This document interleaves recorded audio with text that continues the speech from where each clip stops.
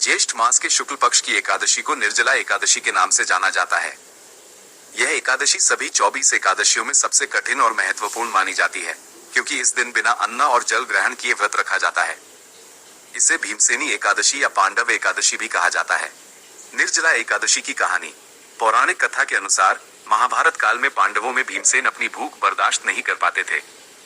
वे अक्सर भोजन के बिना नहीं रह सकते थे, इसलिए अन्य सभी एकादशियों का व्रत नहीं कर पाते थे। एक बार उन्होंने अपनी इस परेशानी को वेदव्यास जी के सामने रखा।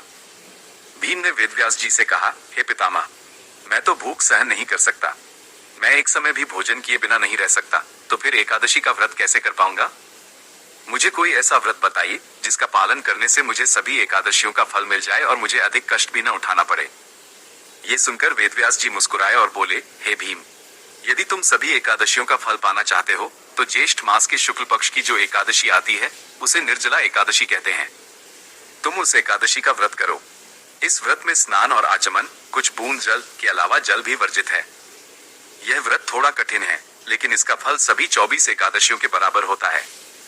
जो मनुष्य इस दिन निर्जल रहकर भगवान विष्णु की पूजा करता है और रात को जागरण करता है, उसे सभी पापों से मुक्ति मिलती है और मृत्यु के बाद वह विष्णु लोक को प्राप्त होता है। वेदव्यास जी के वचन सुनकर भीमसेन ने इस कठोर निर्जला एकादशी का व्रत किया।